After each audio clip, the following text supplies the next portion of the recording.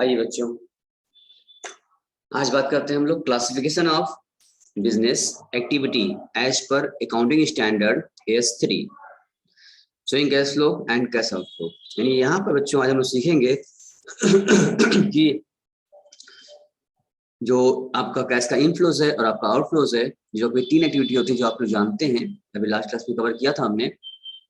Operating activity, investing activity और financing activity, ये तीन एक्टिविटी में डिवाइड किया गया था कैश फ्लो को। और तीनों में क्या होगा, इनफ्लो भी होगा और आउटफ्लो भी होगा। तो आइए अलग अलग समझ लेते हैं एक बार फिर से कि आइटम क्या क्या हो सकता है। तो जैसा आप जानते हैं कि ऑपरेटिंग एक्टिविटी की अगर बात करें तो ऑपरेटिंग में दो बातें होंगी, एक इनफ्लो होगा और एक आउटफ्लो होगा। यहाँ पर ऑपरेटिंग मतलब होता है कि बिजनेस से रिगार्डिंग, आप जिस चीज का बिजनेस करते हैं उस बिजनेस से रिगार्डिंग जो भी ऑपरेशन आप कर रहे हैं, जो भी ऑपरेटिंग एक्टिविटी आप कर रहे हैं, उन सब को हम डालेंगे ऑपरेटिंग एक्टिविटी में। अब वो इनफ्लो हो या फिर आउटफ्लो, यानी कि आप यहाँ पर सारा इनफ्लो आप ही का है, सारा इनफ्लो आउटफ्लो भी आपका मतलब कंपनी का ही है। पर कंपनी चाहती है अलग अलग कैटेगरी वाइज जानना। तो क्यों चाहती है कंपनी? चाहती है कि भाई हमको ऑपरेटिंग एक्टिविटी से कितना पैसा आया, कितना पैसा गया, और उसी प्रकार से इन्वेस्टिंग और फाइनेंसिंग का, और तीनों जब मिला देंगे तभी पूरा मिलता है, मेरा कैश का फ्लो पूरा होता है कंप्लीट। लेकिन तीनों अलग अलग भी चेक करते हैं और मिलाकर भी फाइनल मिल जाता है। तो आइए अलग पहले बात कर लें। अगर ऑपरेटिंग की बात करें तो ऑपरेटिंग एक्टिविटी में क्या है, कैश इनफ्लोज और कैश आउटफ्लो भी रहेगा। इनफ्लो में क्या करेगा, कैश सेल, आप जो जितना भी कंपनी सेल करती है पैसा रिसीव करेगी कैश सेल में। और कैश फ्रॉम रॉयल्टी या फी कमीशन, कुछ भी कंपनी वसूल कर रही है, पैसा आ रहा है, मतलब व्हाटएवर इनकमिंग जो पैसा आ रहा है, इनफ्लोज को कहते हैं। और कैश फ्रॉम डेटर्स या डेट रिसीवेबल्स से पैसा आ रहा है, रिसीव हुआ है, whatever is coming that's will be transferred to the cash inflow। Sorry. और आउटफ्लो में क्या होगा, आपने कोई कैश परचेज किया है, जब आप परचेज करोगे या ऐसी बात है आपको पेमेंट करना पड़ेगा, पैसा के पास जाएगा, आउटफ्लो होगा, इसको बोलेंगे कैश आउटफ्लो। और किसके रिगार्डिंग, ये है ऑपरेटिंग एक्टिविटी के रिगार्डिंग। क्रेडिटर्स को हमने पेमेंट किया है या बिल्स पेबल पेमेंट किया, ट्रेड पेबल पेमेंट किया, या कोई एक्सपेंसेस हैं, wages, salary, office expenses, selling expenses या इनकम टैक्स, जो भी हमने पेमेंट किया है वो सब क्या है, मेरा ऑपरेटिंग एक्टिविटी है। सब इसको बोलेंगे हम लोग ऑपरेटिंग एक्टिविटी। ये सब गया बिजनेस रिगार्डिंग। यानी कि कह सकते हो जो कुछ आइटम यहाँ हमने आपके सामने रख दिया है, आपको डिस्कस किया जा रहा है आपके सामने, इसके अलावा और भी आइटम हो सकते हैं जो भी बिजनेस रिगार्डिंग हो। जिस चीज का कंपनी बिजनेस कर रही है उस बिजनेस से रिगार्डिंग कोई भी एक्सपेंसेस होगा या कोई भी रिसीविंग हो रही है कैश में, कैश फॉर्म में, या तो बेटा कैश फॉर्म, कैश को पढ़े ना, कैश तो फॉर्म में। जितने भी नॉन ऑपरेटिंग नॉन कैश रहेंगे वो यहाँ नहीं रहेंगे, हटाए जाएंगे अगर मिक्स है तो। अदरवाइज हमें क्या लेना है, सिर्फ कैश का हम देख रहे हैं, जो ट्रांजेक्शन कैश में है वही हमको चाहिए, कैश फ्लो चाहिए हमको। इसके अलावा और बहुत से आइटम हो सकते हैं जो बिजनेस रिगार्डिंग हो, चाहे इनकमिंग हो चाहे आउटगोइंग हो, इनफ्लो और आउटफ्लो हो सकते हैं, इसको बोलते हैं ऑपरेटिंग एक्टिविटी आइटम। अब बात करते हैं इन्वेस्टिंग वाले में। तो इन्वेस्टिंग और फाइनेंसिंग बचा है, पहले इन्वेस्टिंग बात कर लेते हैं हम लोग, ठीक है ना। तो इन्वेस्टिंग की अगर बात करते हैं, इन्वेस्टिंग में क्या है सर, यहाँ भी वही होगा, इनफ्लो भी होगा कैश का और आउटफ्लो भी होगा कैश का। इनफ्लो की बात करें तो इन्वेस्टिंग मतलब बेटा आपका एसेट्स, जो भी आपके एसेट्स, बैलेंस शीट के एसेट्स साइड में जितनी भी चीजें आपके एसेट्स होते हैं ना, सारे नॉन करेंट एसेट्स, करेंट को छोड़कर सारे नॉन करेंट एसेट्स जितने भी होते हैं, उन सारे नॉन करेंट एसेट्स को हम लोग क्या करते हैं, इन्वेस्टिंग एक्टिविटी में कवर करते हैं, जिसमें इनफ्लो आउटफ्लो होगा। कब होगा, या आप उसको परचेज करिए या उसको आप सेल करिए, एसेट्स को, इन्वेस्टमेंट्स को। अगर आपने परचेज किया है इसका मतलब पैसा जाएगा तो उसको आउटफ्लो डालेंगे, अगर आपने सेल किया है इसका मतलब पैसा आएगा, उसको आप इनफ्लो डालेंगे, ठीक है। कहीं आपने इन्वेस्टमेंट कर रखा है, वहां से आपको इंटरेस्ट मिल रहा है या आपको वहां से डिविडेंड मिल रहा है, ये सब क्या है, इन्वेस्टमेंट है, उस पर रिगार्डिंग मिल रहा है, इनकमिंग हो रही है, इसको बोलेंगे इन्वेस्टिंग। ये लिखा है proceed from sale of fixed asset, आपने सेल किया है, proceed from sale of non current investment, कोई फिक्स एसेट बेचो, कोई नॉन करेंट इन्वेस्टमेंट बेचो, सेल करने पर जो पैसा आएगा इनफ्लो माना जाएगा, उसको बोलेंगे कैश इनफ्लोज। और इंटरेस्ट रिसीव हुआ है आपको डिबेंचर पर, ये कौन डिबेंचर है, ये डिबेंचर आप जो कंपनी इशू करी है, ये वो डिबेंचर नहीं है, कंपनी ने किसी और कंपनी के नहीं, किसी दूसरे कंपनी का डिबेंचर कंपनी ने अगर हमारी कंपनी ने परचेज किया हो, जस्ट लाइक अ इन्वेस्टमेंट, इसको इन्वेस्टमेंट कहेंगे। ये मत कंफ्यूज होना कि मेरा डिबेंचर है, अगर कंपनी हमारी कंपनी है और हम जिसका कैश फ्लो बना रहे हैं वो डिबेंचर इशू करेगी तो फाइनेंसिंग में जाएगा, क्योंकि वो ऐसे लोन का पार्ट होता है, एज ए लोन कम मिलती है डिबेंचर थ्रू। तो इशू डिबेंचर नहीं है, ये कंपनी ने परचेज किया हुआ है किसी और कंपनी का डिबेंचर, इन्होंने खरीद लिया है, पैसा इन्वेस्ट कर दिया है, वहां से इंटरेस्ट इनको मिला है, वो लिखा ना रिसीव्ड है। इंटरेस्ट पे किए होते हैं डिबेंचर पर तो वो फाइनेंसिंग में जाता, लेकिन ये इंटरेस्ट रिसीव किए हैं इसलिए ये इन्वेस्टिंग में आया। इसी प्रकार से शेयर के बारे में बात कर लें, कंपनी खुद का शेयर इशू की होती, अपना शेयर इशू की होती, डिविडेंड पे करना पड़ता, पे करते तो आउटफ्लो होता और वो फाइनेंसिंग में होता।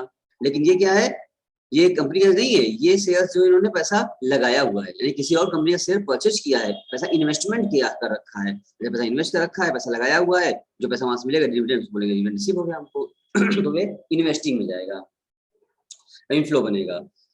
और अगर आउटफ्लो की बात करें तो आउटफ्लो में क्या है, परचेज करेंगे आप, कोई भी आपने परचेज किया है या कोई भी नॉन करेंट एसेट्स भी आपने परचेज किया, इन्वेस्टमेंट आपने परचेज किया, इन्वेस्ट किया पैसा, तो पैसा जाएगा, जो पैसा जाएगा उसको हम कहेंगे आउटफ्लो, इसको आउटफ्लो मानेंगे आप। अब बात करते हैं हम लोग फाइनेंसिंग एक्टिविटी की।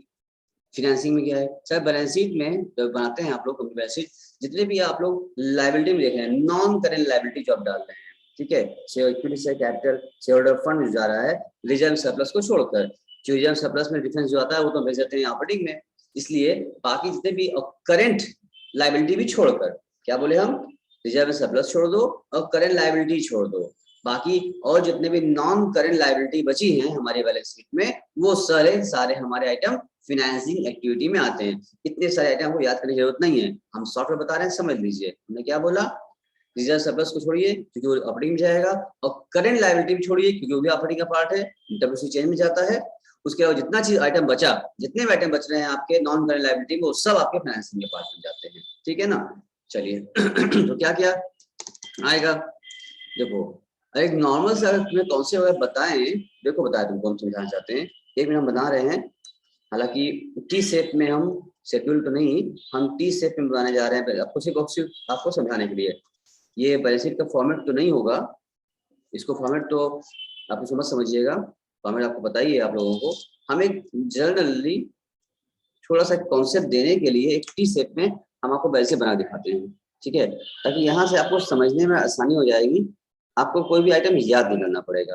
तो सारे बच्चे मेरे साथ साथ बनाइए इसको, ठीक है, सब लोग बना रहे हैं, ईसा जी बना रही हैं, बनाइए फटाक से।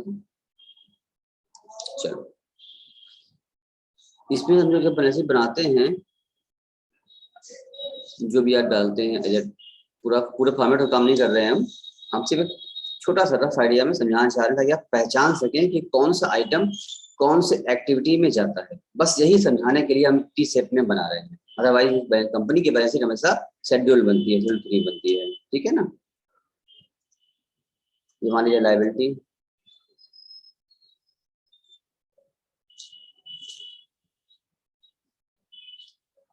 Amount, assets,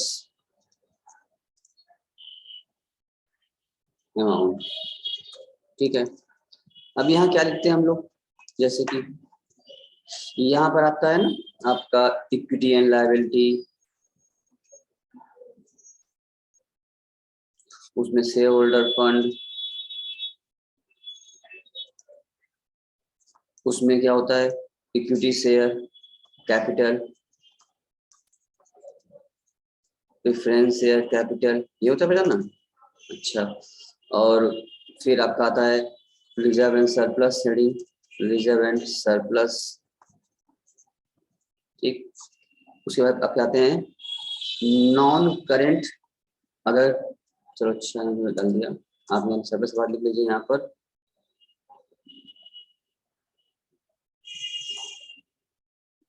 long term liability, एक हो गया आपका जिसको एनसीएल नाम बोलते हैं, तो बाकी बचा है आपका करंट लायबिलिटी, ठीक। इसे क्या लिखते हैं हम लोग, नॉन करेंट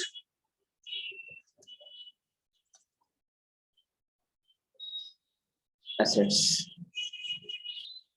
जिसमें कि आपका फिक्स एसेट्स, इन्वेस्टमेंट वगैरह सब इसमें आता है, ठीक है। और फिर आपकी नीचे आपकी आती है current liability, current assets, sorry current assets है। ये जो आप अमाउंट यहाँ भर रहे हैं ना, आप पहचानो, और ये तुम्हें सिखाया पहचानना हम लोग, ठीक है ना। देखो ये जो आपका इधर पार्ट है करंट वाला, ये जो पार्ट आपने बनाया है करंट एसेट्स और करंट लायबिलिटी का पार्ट बनाया है बैलेंस शीट में, दोनों तरफ होता है, करंट एसेट्स भी होता है और करंट लायबिलिटी भी होता है। तो इधर जो पार्ट आपका ये जो बन रहा है ना करंट एसेट्स और करंट लायबिलिटी, जितने भी आइटम आएंगे करंट लायबिलिटी में, जितने भी आइटम आते हैं करंट एसेट्स में, ये दोनों ये जो दोनों मिला के बात कर रहे हैं हम, इन दोनों को मिला के इसको हम कहेंगे ये मेरा बन रहा है ऑपरेटिंग एक्टिविटी। इसको आप कह सकते हैं ये मेरा क्या बना है ऑपरेटिंग, दोनों मिला के बात कर रहे हैं हम लोग। ये जाता है आपका ऑपरेटिंग एक्टिविटी में, जो कि उसको हम लोग अपने कैश फ्लो स्टेटमेंट में WC चेंज के तहत यहाँ पर हम डालते हैं। ये हो गया मेरा ऑपरेटिंग एक्टिविटी में, ठीक। अगर इन्वेस्टर इसकी बात करें, जो भी आपका नॉन करेंट का फिक्स एसेट, जितने भी फिक्स एसेट आप परचेज सेल कर रहे हो या इन्वेस्टमेंट आप परचेज सेल कर रहे हो, ये वाला, इस वाले को हम, ये जितने भी आइटम यहाँ आएंगे इसको हम कहेंगे इन्वेस्टिंग एक्टिविटी।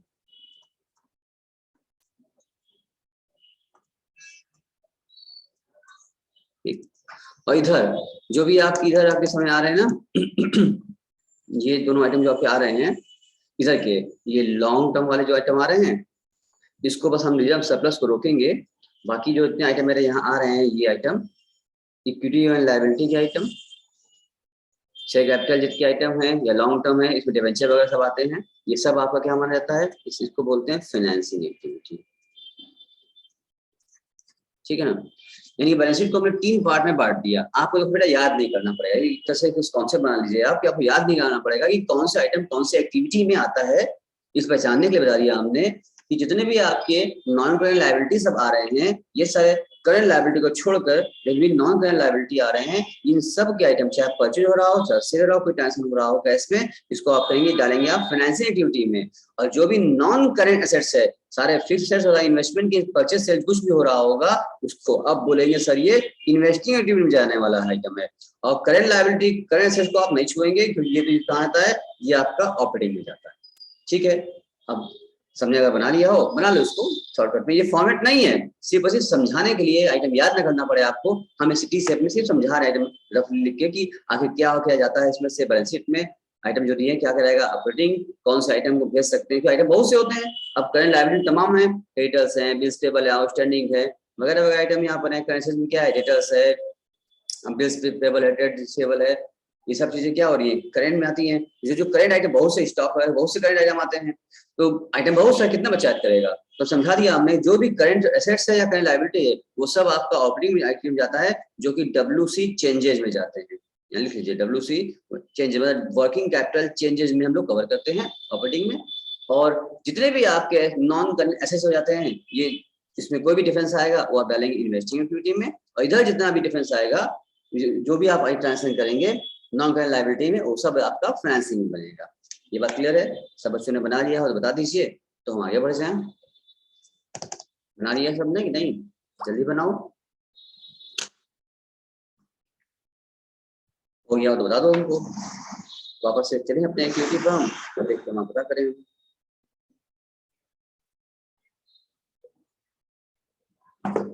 चलिए ऐसे सबने बना लिया होगा।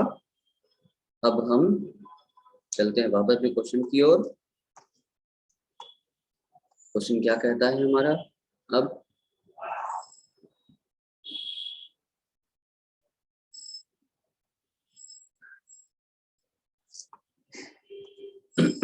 आइए देखो, फाइनेंसिंग की अगर बात कर रहे हैं हम लोग, तुम देख रहे हो फाइनेंसिंग में क्या क्या आ रहा है। कैश इनफ्लो में क्या आएगा, proceed from issue of share. अब कंपनी अपना शेयर इशू कर रही है, शेयर क्या लायबिलिटी पार्ट हो रही है, नॉन लायबिलिटी है। कंपनी शेयर इशू करेगी, इसमें पैसा आएगा, इनफ्लो होगा, जो यहाँ पे इनफ्लो डाल दिया आपने। कंपनी डिबेंचर इशू करेगी, इसमें पैसा आएगा। या कंपनी कोई लॉन्ग टर्म लोन ले रही है बैंक से, कहीं से बैंक उठा लोन ले रही है, पैसा आएगा। या फिर कंपनी क्या कर रही है, बैंक ओवरड्राफ्ट करी हुई है, इंक्रीज कर रही है। ध्यान रखो, पहले बैंक ओवरड्राफ्ट को ये लोग करंट लायबिलिटी में ट्रांसफर किया था, लेकिन अब क्या है सिस्टम, अब आप किस समय ध्यान दीजिए बेटा इस पॉइंट को। बैंक ओवरड्राफ्ट कभी आपके सामने आएगा तो बैंक ओवरड्राफ्ट को नॉर्मली लोग करंट लायबिलिटी मान लेते हैं क्योंकि शॉर्ट टर्म होता है। लेकिन फिर यहाँ का ऐसा आता है, डिसाइड किया गया, अब इस अमेंडमेंट आया, ये कहा गया कि आप एक तरीके से ये फाइनेंस है, आप शॉर्ट टर्म के लिए फाइनेंस किए हुए हैं, इसलिए इसको आप डालेंगे आप फाइनेंशियल एक्टिविटी में इनफ्लोज के तौर पर। फिर रिपीट कर रहे हैं, बैंक से आपने ओवरड्राफ्ट कर लिया है, एक्स्ट्रा पैसा निकाल लिया है, ये आपका फाइनेंस में आ जाएगा शॉर्ट टर्म का, लेकिन फिर भी इसको हम फाइनेंसिंग एक्टिविटी में ही डालेंगे, करंट लायबिलिटी में इसको मत डालना, ठीक है। कहीं से भी पैसा आ रहा है सब इनफ्लोज हो गया। आउटफ्लो की बात करें तो आपने क्या किया, बाईबैक इक्विटी शेयर। बाईबैक मतलब होता है कंपनी ने अपना ही शेयर खुद से खरीद लिया, बाई बैक वापस से अपना शेयर खरीद लिया, ठीक है, पैसा लगा दिया, तो पैसा गया ना, क्या होता है छोड़ो, आप ये देखो कि पैसा गया, आपने पेमेंट किया है पैसा शेयर में, अपना ही खरीदो किसी और खरीदो, पेमेंट हुआ ना, तो कैसे आउटफ्लो गया, अपने शेयर गया। अभी उसके बाद कभी कंपनी रिजम्पशन करने की पर्पस कर लेती है, तो उसको मानते हैं पेमेंट हो गया है। अगर payment for redemption of preference share, आपने प्रेफरेंस शेयर का भी पेमेंट कर दिया है, पैसा आउटफ्लो गया। Payment of redemption of debenture का भी पेमेंट किया, पैसा गया। जान देखो ये सारे आइटम उसी से कैटेगरी के हैं, जितने पैसे आ रहे थे तो इनफ्लो माना गया, जितना पैसा जा रहा है तो उसको आउटफ्लो माना गया, ठीक है। यहाँ रिपेमेंट ऑफ लोन हो गया, लोन वापस किया, लोन लिया था पैसा आया तो इनफ्लो डाला था, लोन वापस किया पेमेंट हुआ, इसको बोलेंगे आप आउटफ्लो, ठीक है। पेमेंट ऑफ एंट्रीम डिविडेंड, ये क्या होता है सर, एंट्रीम डिविडेंड वो होता है जो कंपनी अपने फाइनेंशियल ईयर में ही अपना डिविडेंड पे कर दे, इन बिटवीन जिस फाइनेंशियल ईयर का डिविडेंड है उसी फाइनेंशियल ईयर के क्लोज होने से पहले बीच में क्या कर रही है कंपनी को, लग रहा है इस साल अभी 4-5 महीना अभी बीता है लेकिन कंपनी बहुत प्रॉफिट कमा ली है, लाओ थोड़ा सा बांट देते हैं। फाइनल जब मार्च आएगा तो डिसाइड किया ही जाएगा कितना देना है, अभी थोड़ा सा बांट देते हैं। तो जब अगर कंपनी जिस साल की प्रॉफिट हो उसी साल बीच में बांटते हैं, उसको बोलते हैं एंट्रीम डिविडेंड। तो पेमेंट हुआ ना, पेमेंट हो रहा है क्योंकि शेयर पे दे रहे हैं, शेयर का आइटम होता है फाइनेंसिंग का, तो भी जाएगा फाइनेंसिंग एक्टिविटी में जाएगा। Payment and previous year propose dividend. हाँ बेटा, प्रपोज डिविडेंड कॉन्सेप्ट है, यहाँ अमेंडमेंट हुआ है इस टाइम ध्यान रखना, अभी इसके बारे में समझाएंगे भी, इसका नोट्स भी लिखवाएंगे भी हम, जो अमेंड हुआ इस बार। प्रपोज डिविडेंड में कहा गया कि प्रपोज, सुन लो भी यहाँ पर, प्रपोज डिविडेंड अगर आप लास्ट ईयर लिखा ना प्रीवियस ईयर का प्रपोज डिविडेंड हम इस साल पेमेंट कर देते हैं, और करेंट ईयर का प्रपोज डिविडेंड का हम कुछ नहीं करते हैं, no treatment in the cash flow statement. उसको सिर्फ एक कॉन्जेंसी मानी जाती है कि हम अभी अभी नया इस साल का प्रपोज किए हैं ना, अब पता नहीं वो प्रपोज किए एक्सेप्ट हो ना हो, और आगे चल के इसका पेमेंट हो भी सकता है नहीं भी हो सकता है, इसको एक कॉन्जेंट मान लिया जाता है। नहीं प्रपोज डिविडेंड दो होगा, अगर प्रपोज डिविडेंड करेंट ईयर का दिया हुआ है इसको आप फुटनोट दिखाएंगे, फुटनोट में आप दिखाएंगे, और इसका कोई ट्रीटमेंट कहीं भी किसी भी एक्टिविटी में इसको आप नहीं ले जाएंगे, किसको, करेंट ईयर के प्रपोज डिविडेंड को, बार बार बोल रहे हैं हम, करेंट ईयर के प्रपोज डिविडेंड को आप कैश फ्लो में कहीं नहीं ले जाएंगे, कहीं नहीं फ्लो करेंगे आप। हाँ, प्रीवियस ईयर के प्रपोज डिविडेंड को आप पेमेंट करेंगे फाइनेंशियल एक्टिविटी में, ठीक है ना। चलिए अब इसका और भी नोट लिखवाएंगे, अभी हम डिटेल में चलेंगे, भी इसका लिखवाने वाले भी, डायग्राम बनवाएंगे अभी, चिंता मत कीजिएगा, यहाँ समझा दिया आपको क्यों क्यों यहाँ आया। Payment of interest on bank overdraft, loan लिए थे, ओवरड्राफ्ट किए थे, पैसा आया था, अभी आप लोन दे रहे हैं, पेमेंट वापस कर रहे हैं, उसको बोलेंगे क्या है, पैसा जा रहा है, फाइनेंसिंग एक्टिविटी में जा रहा है। पेमेंट ऑफ एक्सपेंसेस जो आपने किया है, उसको एक्सपेंसेस शेयर पर किया था, प्रीवियस एक्सपेंसेस ये फाइनेंसिंग एक्टिविटी में इससे यहाँ पेमेंट कर रहा है। और decrease in balance of bank overdraft in cash, मतलब क्या हो गया, आपने बैंक आपका 10,000 का ओवरड्राफ्ट था, अब 8 का ओवरड्राफ्ट हो गया, कैसे कम हो गया भाई, आपने 2,000 पेमेंट कर दिया होगा तभी ओवरड्राफ्ट कम हो गया। आप 10,000 कहीं से लोन लिए हैं और आप उसमें से 2,000 उसको दे दिए हैं, 8,000 बचा है, ठीक है, कम हो गया है, डिक्रीज हुआ, मतलब आपने दिया है, पेमेंट किया, जब पेमेंट हुआ है इसका मतलब ये बोलेंगे आउटफ्लो हुआ है, उसको आउटफ्लो का नाम देंगे, आउटफ्लो के तौर पर इसको दिखा देंगे। नहीं तो ओवरड्राफ्ट आप करेंगे, पैसा बैंक से ओवरड्राफ्ट करेंगे तो आपका पैसा आएगा तो आप इनफ्लो दिखाएंगे, वही ओवरड्राफ्ट का रीपेमेंट कर दो तरीके से तो आउटफ्लो हो गया आपका। ये था आपका फाइनेंसिंग एक्टिविटी, ऑपरेटिंग और फाइनेंसिंग दोनों खत्म हो गया। अब ये बात करते हैं फॉर्मेट ऑफ कैश फ्लो का। तो कैश फ्लो का जो फॉर्मेट है हम बुक के हिसाब से नहीं चलेंगे, जो बुक में फॉर्मेट दिया है आपके, हम इसके हिसाब से नहीं, ठीक है, काम वही है एज पर शेड्यूल जो कंपनी एक्ट है उसमें अकाउंटिंग स्टैंडर्ड 3 के हिसाब से ही बनाना है, मगर इनके हिसाब से ना करके इसको हमने अपने खुद से अपने बोर्ड पर ड्रॉ किया अपने हाथ से, ठीक है। इनका फॉर्मेट देखो, इतना बड़ा फॉर्मेट है इनका, मेरा भी बड़ा ही है, बट थोड़ा सा हमने क्या किया इसमें एक थोड़ी सी सुविधा, 2 पेज का फॉर्मेट, लंबा फॉर्मेट दिया इन्होंने यहाँ से निकाल करके, तो यही चीज हम भी करेंगे, लेकिन थोड़ा सा उसमें हम आपकी सुविधा को देखते हुए इसी को हमने आसान कर दिया है। तो इसको न करते हुए आइए हम आपको दिखाएंगे, अपना फॉर्मेट दिखाएंगे आपको, ठीक है, अपने फॉर्मेट से हम कवर करेंगे। इसको हमने बोर्ड पर बना लिया है, टाइम बचेगा आपका और आपको खुद महसूस होगा कि, और यही लॉन्ग फॉर्मेट को एकदम अच्छे से हमने सेटअप कर दिया ताकि आसानी से आप समझ पाए। वैसे फॉर्मेट में काम करेंगे आप तो आपको सुविधा मिलेगी बहुत ज्यादा। तो मेरे साथ साथ आप लोग भी फॉर्मेट बनाएंगे सभी लोग, क्योंकि एक बार फॉर्मेट बनेगा एक बार, तमाम क्वेश्चन जो लगाने होंगे हमको इसी पे लगाने, इसी फॉर्मेट पर ही लगाने हैं, इसलिए आप लोग फॉर्मेट बनाएंगे भैया, ठीक है। कोई फॉर्मेट छोड़ेगा नहीं, कोई आलस नहीं करेगा, सब बच्चे फॉर्मेट बनाएंगे मेरे साथ साथ, ठीक है। और उसके बाद जितने आइटम वहाँ आएंगे उन सारे आइटम को हम लोग डिस्कस भी करेंगे, एक एक करके अलग अलग कॉन्सेप्ट बनाएंगे, अलग अलग नोट्स बनाएंगे, तब काम आराम से होगा आपका, कोई डरने की बात नहीं। कैश फ्लो बहुत ईजी चैप्टर है, खाली बस लेने थोड़ा सा है, लोग कहते हैं डिफिकल्ट है, हम कहते हैं ईजी है, और आप भी यही कहेंगे कुछ देर बाद। चलिए, आपको स्क्रीन दिख रहा होगा, तो हमने बोर्ड पर बनाया है, ठीक है ना। लिखा है कॉन्सेप्ट नंबर 8 लिखा हुआ है, इसको आप ध्यान न दीजिए, क्योंकि अभी इसके और भी बहुत सारे कॉन्सेप्ट हैं, वो भी हम दिखाएंगे आपको। पहले फॉर्मेट को दिखा दें तो पूरा कॉन्सेप्ट नंबर वाइज हम दिखाएंगे आपको। फिर आप खाली बनाइए आप कैश फ्लो वाली हेडिंग, कैश फ्लो स्टेटमेंट, ठीक है। ये हम नहीं बनाया है, मेरी हेडिंग है, आप भी बनाइएगा, आलस नहीं कीजिएगा, ठीक है। देखो कैश फ्लो स्टेटमेंट बनाया हमने पार्टिकुलर, और अमाउंट बनाया, सिंपल सा फॉर्मेट लिखा हमने यहाँ पर। पहले हम लोग लिखते हैं ए पॉइंट बनाते हैं, लिखते हैं उसको बोलते हैं cash flow from operating activity, डालते हैं हेडिंग, ये फॉर्मेट हुआ हमारा। तीन है, तुम जान ही रहे हो, तीन फॉर्मेट है, कैश तीन एक्टिविटी होगी, एक तो ऑपरेटिंग, एक तो आपकी इन्वेस्टिंग और फाइनेंसिंग, यही तीनों मेन है, तीनों से ही कैश फ्लो कवर हो जाता है, खत्म हो जाता है, तीनों मिला दो तो अलग अलग भी करना है और फाइनल मिलाना भी है। हमने अमाउंट का 2 कॉलम बना दिया है, आप भी बनाइए मेरे साथ साथ, बनाओ। फिर अभी तो कुछ लोग अभी देख रहे हैं, कुछ लोग अभी वेट कर रहे हैं मेरा, सोचने के अभी कुछ बोलेंगे, कुछ डांटेंगे, कुछ बात सुनेंगे तब लिखेंगे, अभी बैठ के देख रहे हैं हम कब से करें। उठाओ कापी, उठाओ पेन उठाओ, चलो, कोई ना ना ना, कोई भी आलस नहीं करने का, एकदम बिल्कुल नहीं।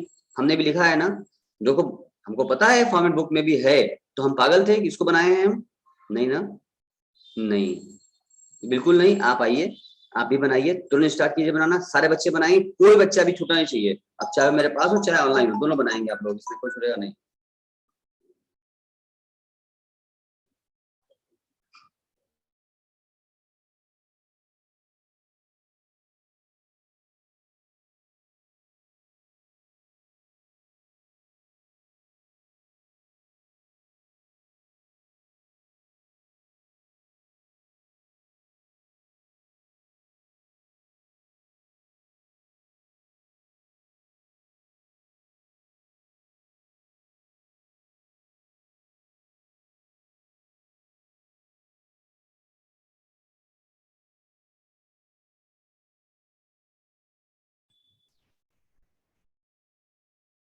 आप देख पा रहे, सुन पा रहे सभी लोग ना, स्क्रीन दिख रहा है आप लोग को मेरा कि नहीं?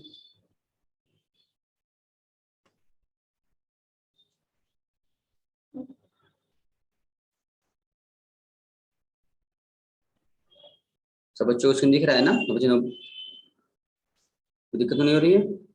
ठीक है सर, चलो देखिए, यहाँ आप देखिए, यह आपका आ रहा है यहाँ पर जो स्टेप आप बना रहे हैं, पहला बनाते हैं हम लोग कैश फ्लो ऑपरेटिंग एक्टिविटी बनाते हैं हम लोग, इसमें लिखते हैं सबसे पहले हम लोग नेट प्रॉफिट बिफोर टैक्स, लिखा आपने net profit before tax.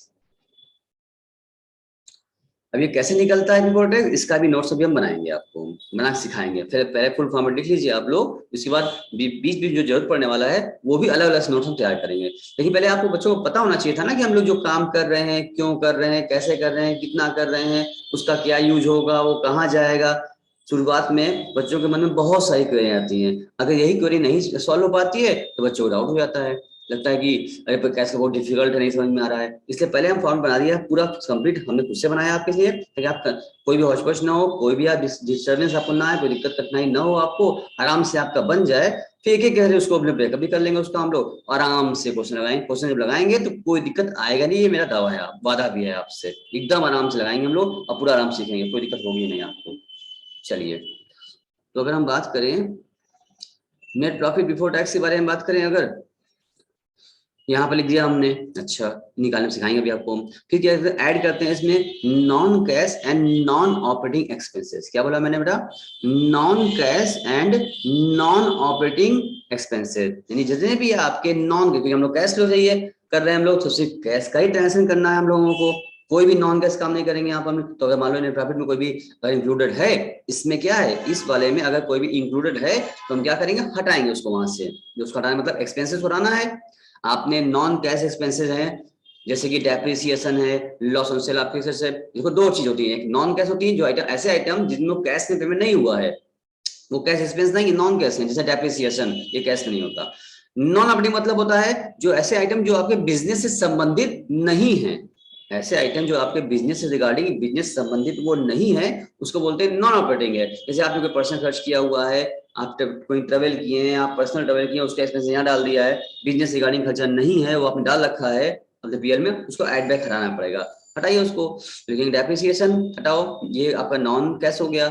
Loss on sale of fix assets, इसको भी, क्योंकि ये हमारा, क्योंकि हम फिक्स एसेट्स बेचने का, सेल करने का बिजनेस तो करते नहीं है हम, ये कभी कदा होता है, इसको बोलते हैं नॉन ऑपरेटिंग है, हटाइए। गुडविल राइट ऑफ किया आपने, भी नॉन कैश है। इंटरेस्ट ऑन डिबेंचर है, non operating. Interest on loan, और ये जो फाइनेंसिंग आइटम थे जो कि हमने यहाँ पीएल में डाल दिया है, ये बिजनेस की एक्सपेंसेस नहीं मानी जा रही है आपकी कैश फ्लो ऑपरेटिंग की, हमें सिर्फ ये सिर्फ और सिर्फ बिजनेस रिगार्डिंग, इसे हमने हटाया यहाँ से। और शेयर डिबेंचर, इशू एक्सपेंसेस भी हटाया हमने। अब आप कहेंगे सर बिजनेस के लिए लोन लिए थे, बिजनेस के लिए डिबेंचर किए थे, वो अलग बात है कि बिजनेस के लिए, लेकिन वो जो इंटरेस्ट पे कर रहे हैं वो आप डिबेंचर पे कर रहे हैं, ठीक पे कर रहे हैं, वो आपकी बिजनेस के लिए, जो बिजनेस करने के लिए आपने फाइनेंस कराया था, उसका फाइनेंसिंग का खर्चा था वो आपका, ठीक है। और आपका बिजनेस की एक्टिविटी की रिगार्डिंग नहीं है। बिजनेस में क्या होता है, स्टाफ का खर्चा, आपकी आप स्टाफ को सैलरी दे रहे हैं, अपने दुकान का रेंट दे रहे हैं, दुकान की बिजली बिल दे रहे हैं, दुकान का टेलीफोन एक्सपेंसेस, और मतलब कि आपके बिजनेस रिगार्डिंग जो एक्सपेंसिव वो सब क्या है आपके अलाउड है, वो सब आपके माने जाएंगे ऑपरेटिंग। उसके अलावा सारा चीजें क्या माना जाता है, नॉन ऑपरेटिंग, बिजनेस रिगार्डिंग नहीं है, ठीक है। आप अपने कैपिटल से भी काम कर सकते थे। ये सब हटा दिया तो आप जोड़ दिया, बाहर निकाल दिया आपने। उसके बाद से लेस करेंगे आप non cash and non operating income. भाई जब आपने एक्सपेंस हटाया है, इनकम भी हटाना पड़ेगा आपको, इनकम हटा लीजिए आप। जो जो आपकी इस पीएल में जो लिखा है नेट प्रॉफिट बिफोर टैक्स, इसमें कोई ऐसी इनकम है जो बिजनेस रिगार्डिंग नहीं है, जो बाहरी इनकम है, और ऐसी इनकम है जो नॉन कैश है, जो कैश में नहीं है। दो बातें ध्यान रखो बेटा, जो कैश में ना हो और जो बाहरी हो, उन दोनों को, एक्सपेंसेस को भी हटाना है और उन दोनों इनकम को भी हटाना है। एक्सपेंस हटाना है तो ऐड करना पड़ेगा, क्योंकि एक्सपेंस पहले से आप हटा चुके होते हैं, एक्सपेंस लेस कर चुके होते हैं, वापस ऐड करना होता है। और इनकम की बात करें, अगर इनकम इसमें जुड़ा हुआ है, हटाना है तो इनकम लेस करना पड़ेगा, इस चीज को लेस करते हैं। आप लेस कर लीजिए, जैसे कि कुछ एग्जांपल लिख दिया हमने, profit on sale of investment, loss हुआ था तो आपने ऐड किया, एक्सपेंसेस तौर पर नॉन ऑपरेटिंग माना था, प्रॉफिट हो गई आपकी तो आप लेस किए। Interest on investment, dividend receive, आपको रिसीव हुआ है, इन्वेस्टिंग एक्टिविटी होती है, यहाँ हटाइए। रेंट रिसीव हुआ है, ये बताइए, क्योंकि रेंट इन बिजनेस तो कर नहीं रहे हैं, सब अदर इनकम होती है, हटाइए यहाँ से। और इनकम हटाने के बाद अब आपका आ गया operating activity before working capital changes, ठीक है ना। इसमें हम क्या करेंगे, इसमें हम करेंगे, ऐड करेंगे increase in current liability and decrease in current assets. फिर उसके बाद लेस करेंगे decrease in current liability and increase in current assets. यही बुक में आपका 4 हेडिंग बनाया हुआ था, उसको हम तोड़ कर हमने सॉर्ट कर दिया। आपको याद रखना सिर्फ एक बात, इंक्रीज इन करेंट लायबिलिटी आपका ऐड होता है, बस, बाकी उसको उल्टा कर दो। अगर इंक्रीज लायबिलिटी ऐड होता है, यानी कि यूं कह लो कि करेंट लायबिलिटी का डायरेक्ट रिलेशन होता है और करेंट एसेट्स का इनडायरेक्ट, यानी करेंट लायबिलिटी अगर इंक्रीज करेगी तो ऐड, करेंट लायबिलिटी डिक्रीज करेगी तो लेस। करेंट एसेट्स अगर इंक्रीज करेगा तो लेस और डिक्रीज करेगा तो ऐड। यानी फिर रिपीट कर रहे हैं, करेंट लायबिलिटी का रिलेशन सीधा रहेगा, ऐड तो ऐड, लेस तो लेस। और करेंट एसेट्स की बात करेंगे तो अगर वो डिक्रीज हो रहा है तो ऐड और इंक्रीज हो रहा है तो लेस, उनका इनडायरेक्ट रिलेशन रहेगा। इस तरीके से जो हमें इसी हमको सॉर्ट कर दिया हमने, याद करने में आसानी रहेगी, कंफ्यूजन नहीं रहेगा आपको। इसका भी एडजस्टमेंट ले लेंगे आप लोग। अब आपका सीएसीएल का भी एडजस्टमेंट फर्क ले लिया हमने। अब आपके सामने आ गया cash generated from operating activity आपकी आ गई है, ये भी यहाँ इसको हटाने के बाद फाइनली। अब इसके बाद आपने जो टैक्स का पेमेंट किया है, आप टैक्स का पे कर दीजिए। टैक्स पे कर, बस इतना हमने बनाया अभी फॉर्मेट, हम इसको बोलते हैं ऑपरेटिंग फॉर्मेट है। आप टैक्स का पेमेंट करा दो तो टैक्स पेड दिखा दो, लेस करो टैक्स पेड। जो टैक्स पेड था ऊपर ऐड होता है, वो तो अब सिखाना है अभी हमको। और टैक्स पेड जो किया आपने, इसमें लेस कर दीजिए नीचे करंट ईयर उसमें इस बार का। अब आप जो आपका फाइनल आया आंसर, तो कहेंगे उसको आप नेट कैश फ्लो फ्रॉम या यूज्ड, अगर प्लस में आया है तो फ्रॉम, तो अगर माइनस में आएगा तो यूज्ड आ जाएगा। प्लस में कुछ भी आ सकता है।